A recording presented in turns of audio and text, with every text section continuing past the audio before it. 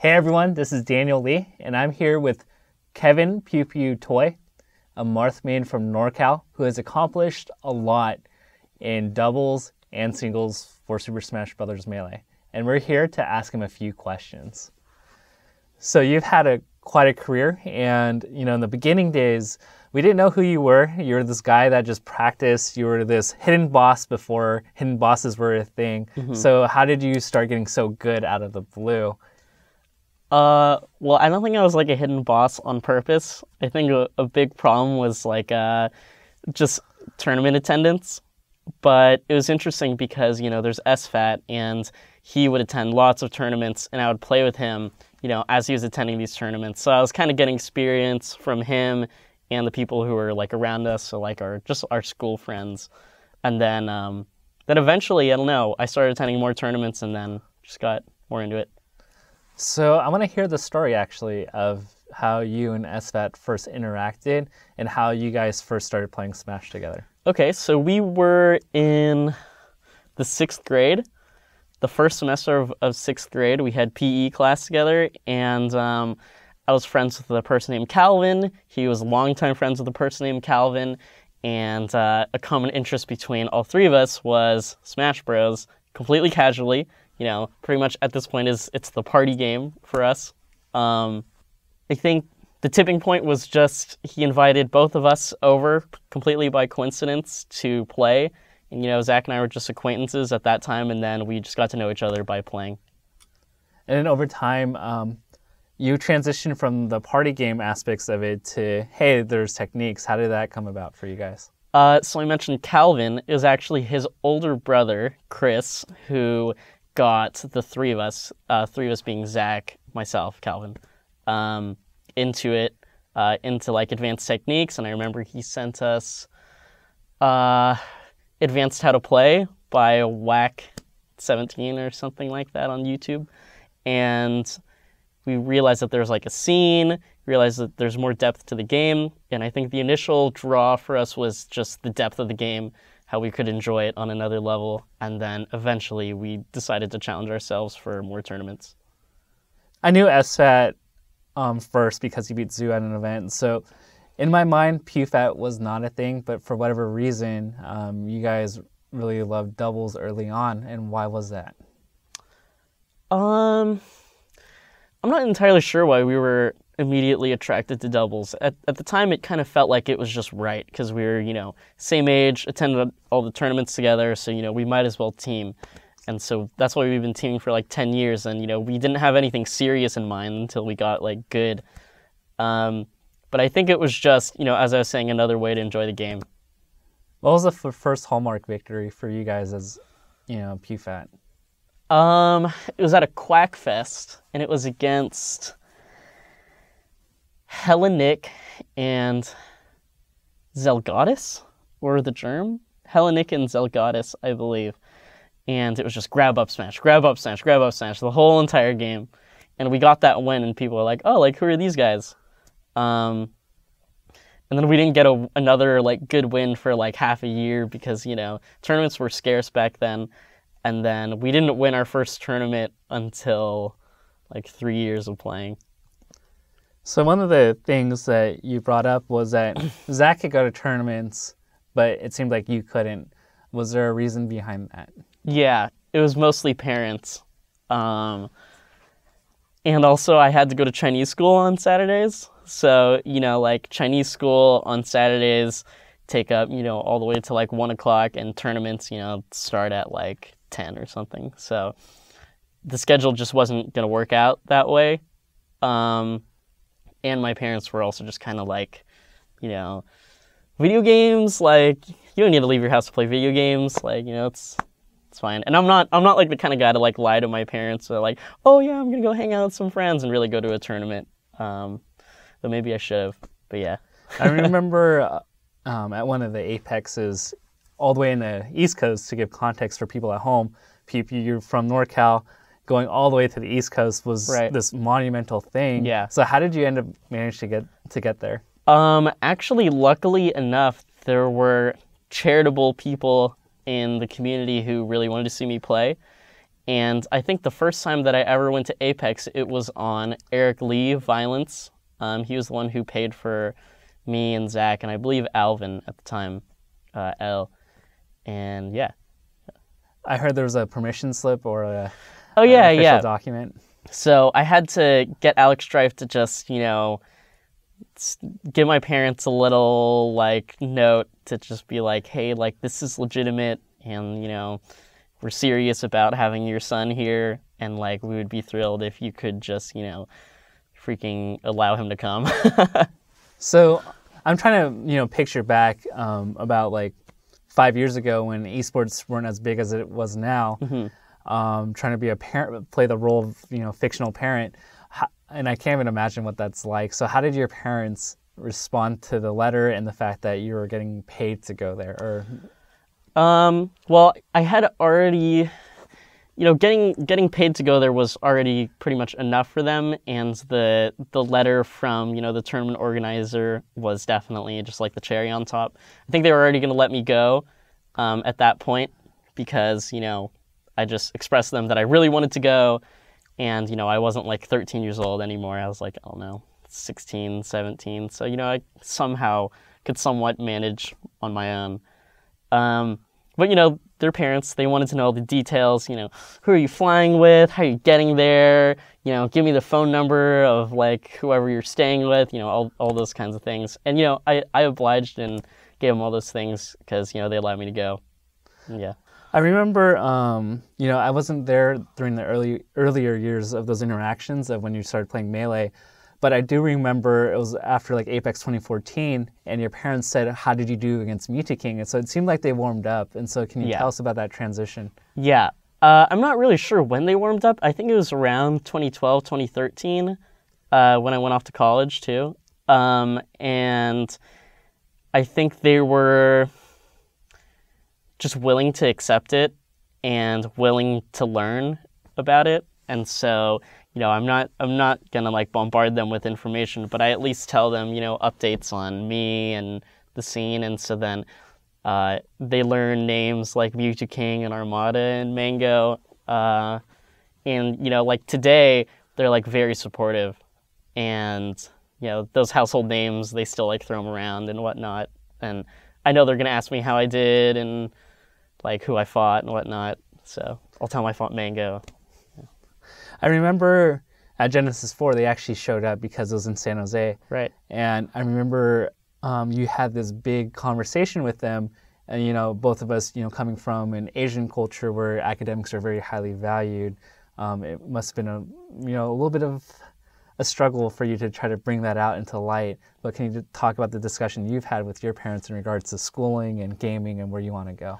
Well, schooling and gaming had been conflicting for me for a while, and because the main problem was I was trying to go 50-50 on it, and that's kind of just not how it works.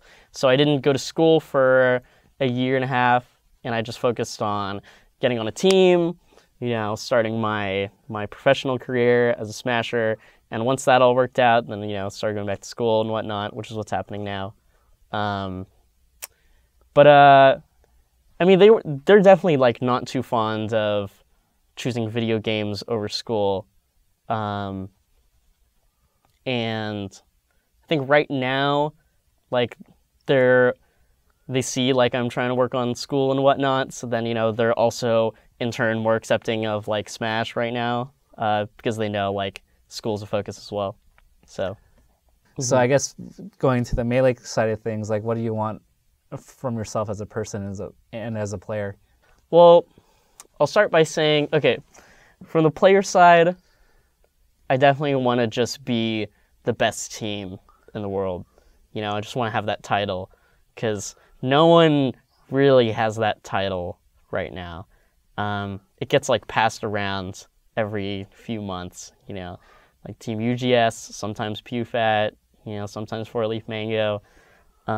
Left Ice, even though I don't think they've won a major, but still, and then in terms of singles, just get that top 10 at least once, and then I think it's foolish to think that you're going to be a player for your entire life.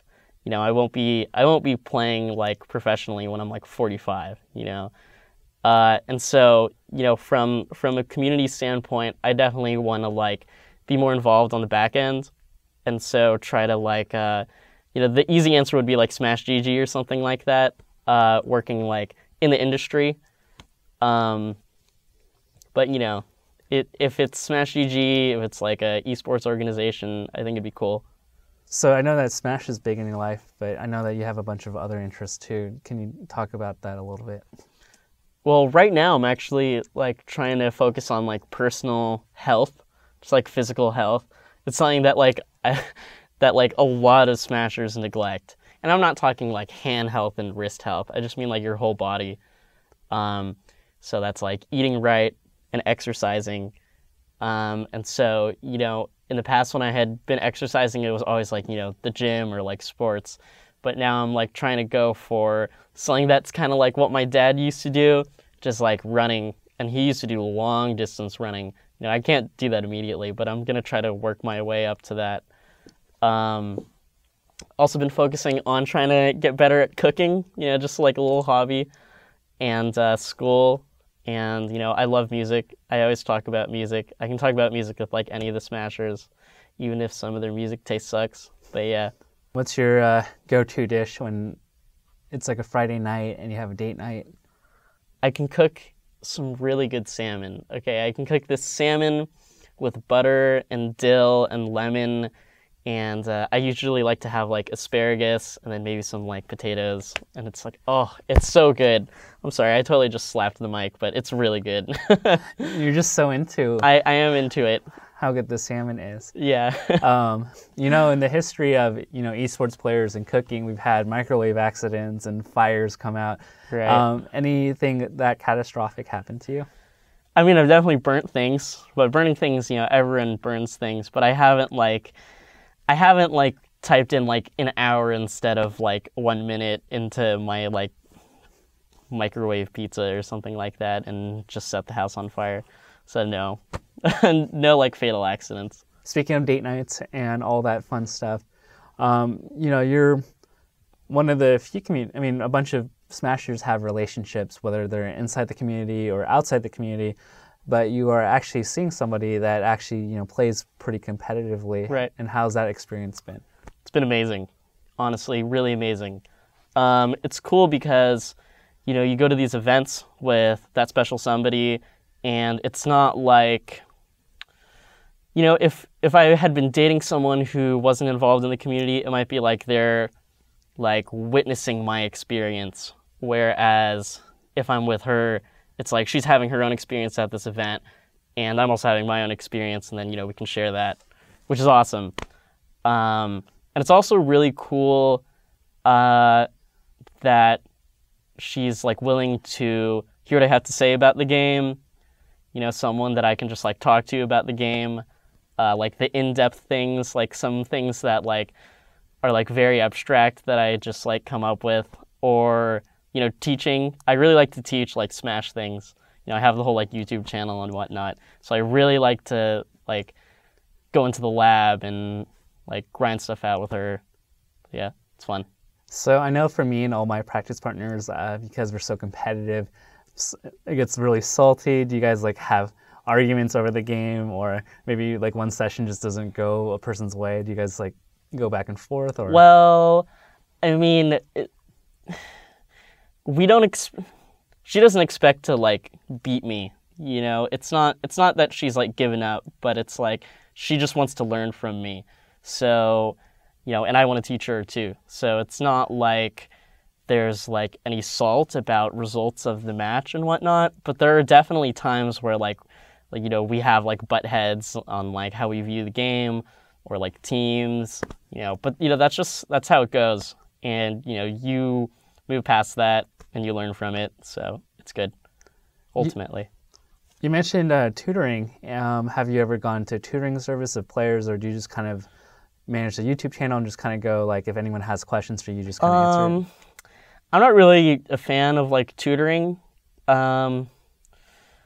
So in my mind, tutoring is show up at 3, you leave my house at 5, and you pay me $120, and in that time we do so-and-so things. I would rather like have like a student who will come over at least once a week, shout out to Spark, come over at least once a week, and I kick his ass, I tell him why, he learns, and then we both try to digest info, and we talk, we just hang out, and it's much more casual than that. I feel like for tutoring, there's like a lot of expectation for me to be like this, like, it's like super like teacher, class, whereas I think it's more like an apprenticeship. So you like the relational aspects then? Yeah. I don't really like having a purely like teacher-student relationship for Smash with people. I definitely would rather like it just be we both practice together, and obviously I'll know more, and I can share those things, but I still want to like talk about it and whatnot. I don't want whatever I say to be like the rule. Even if it's right, I want to talk about it with whoever I'm working with. So, going back, you said that, your goal is to be top 10 in the world. What do you think is kind of, because right now you're saying, I want to be top 10, implicitly saying like you're not top 10 now. What do you think the difference is between the top 10 and yourself? Well, I know for me to get to top 10, I definitely have the skill to do it. A lot of it is just like my approach and my feeling for the game at the time. So I would say last year, around like the last half of last year, I was very, very focused and very invested, and I did great. And I just feel like to be top 10 like is more of like a mindset thing. But when I mentioned like I'm not top 10 right now, it's because like my ranking is not top 10. In my mind, I could definitely get that ranking, but like I don't really pay attention to like those numerical rankings. But it's like looking at myself in a way where I can consider myself top 10 is more satisfying than like getting the number. So it seems like in your mind, like you feel like within yourself that you have the skill set to be top 10. You just mentioned that. Why not top 1? Is there a difference? There's a huge difference. To be top 1, I feel like at this point in time, you need to have an understanding of all of the top level opponents. And I don't have that understanding like how, some of the other players do. Like Armada knows like how Hungrybox plays to the T. He's really figured out Leffen lately too, and the Fox Ditto. He destroyed Mango at Genesis.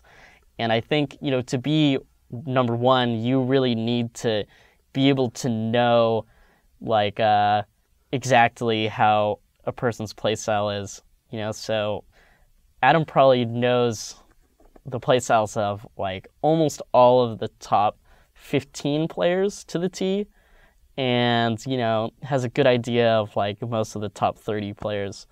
And I don't know, he's crazy. It's not that I don't think I could be number 1. It's just like right now I definitely wouldn't feel comfortable saying like I am number 1, because obviously that's not how it is. It's fair enough. So you've had an interesting journey. We've talked about it, quite a few times. The next big thing for us as a community, because our 2017's been kind of a little bit weird in the first half, is the Evo tournaments and the bigger stuff later in the year. What's your benchmark by the time you get to that point in the year? I want to win 3 teams events before Evo, that's for sure. And I just want to, I don't want to say like I need to make like 5 top 8s. I want to get to the top 8s, and my problem when I get to top 8s in the past has been once I make it there, I can't play like myself, which is interesting because that's the problem I had with getting past the 9th. I didn't feel like I could play like myself to qualify for that top 8. And then once I made it to the top 8, I thought it would be like so much easier, but it's the same issue, but it's a different feeling at the same time. Because I feel like top 8 is its own tournament, top 32 is its own tournament, and top 64 is its own tournament, and pools is its own tournament. And you always have to bring something new to all those. Of course, your approach can be consistent, but the energy that you bring, it's different. So yeah. Do you feel like it's also like, I got top 8, that was my goal, and then just like kind of the aspiration and drive just disappear for you? Maybe the first 2 times, 1 or 2 times, but nah, that's not a problem anymore. Yeah, let's see. The first time that I made top 8 was at Evo, and I was just happy to be there, obviously, and I still wanted to win. I played well, took a game off Mango, but I didn't feel like, and it wasn't because of nerves, I just didn't feel like I was playing like me. I didn't feel like I could tap into like that true strength that's in me. So yeah. But you've said, you've been on this holistic approach, so do you find like you're reaching that more? Yeah, definitely. I've tried to like detach from, first of all, placings, and second, like trying to win too much. Because, when you just try to win too much, you focus less on the process of winning. So, that has like always been a problem for me, and I've only like recently started to figure it out. So how do you know that you're in that, a lot of people call it zone? Confidence, of course.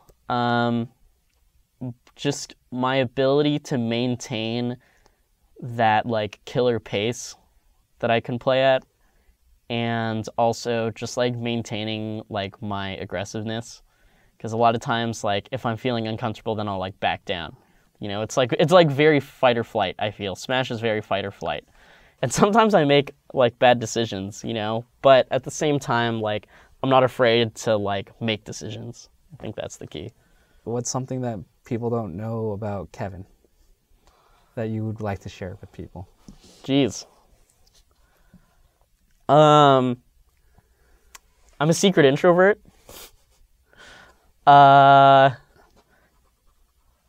See, I don't know what the people would be interested in knowing. I can say words backwards really well. But I don't know, like, for the most part, like, what you see is what you get, with the exception of, like, certain, like, social media platforms, like Facebook, like, and Instagram. Like, dude, I suck at that. I'm so bad at that. I don't know why. Like, I feel like I can't get, like, my voice across on Facebook and Instagram. On Twitter, I think I've finally perfected the technique. 140 characters, and I can still, like, kind of get my tone across.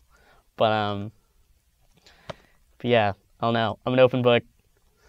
Mart's 4th row on Fox. What do you think about that? I had a talk with Duck, and I'm actually inclined to agree with him on this one niche situation. And that is when you're on Dreamland, and you are... So let's say this is the platform on the right, and you get your grab right here. When you up throw them, they're going to DI onto this platform, and they're going to tech away. If you up air them, they're going to slide off DI. So the only way that you can reach them is by pivoting under and up tilting.